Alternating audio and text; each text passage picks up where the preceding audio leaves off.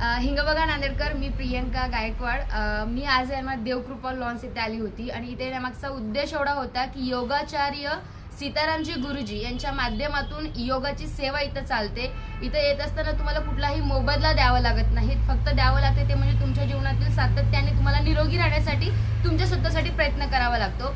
अक्षरशः इथं आल्यानंतर मला सुद्धा लाज वाटायला लागली।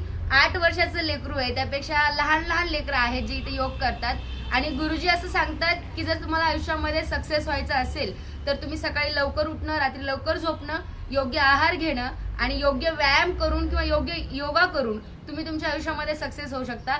जी माणसं सूर्य उगवण्याच्या आधी उठतात तीच माणसं आयुष्यात सक्सेस होतात। आपल्याला पूर्वजांपासून सांगत आलेलं आहे, तेच काम इथं गुरुजी सांगण्याचं काम करतायत। मी आज माझा पहिला दिवस होता, मी आली।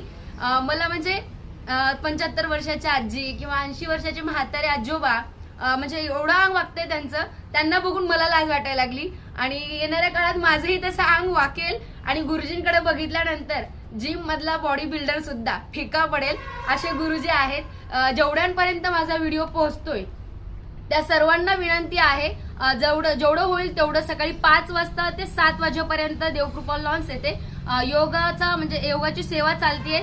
आवर्जून या आणि स्वतः निरोगी राहण्यासाठी प्रयत्न करा। धन्यवाद।